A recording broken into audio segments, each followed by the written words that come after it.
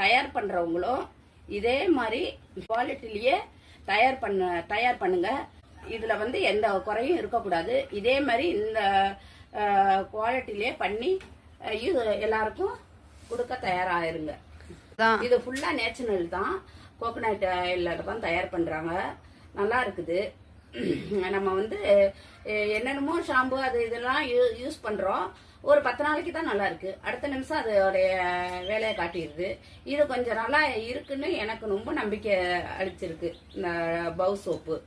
இது வந்து சில நன்மைகளை வந்து குணப்படுத்துது, உடனடியாக குணப்படுத்துது. அது என்னென்ன நன்மைகள்னா, இந்த நன்மைகள் என்னன்னாக்கா, காயங்களை விரைவில் ஆற்றும், ரோமம் கொட்டுதலை தடுக்கும், நாய்களுக்கு வாடை தடுக்குது, நாய்களுக்கு வரும் உண்ணியை தடுக்குது.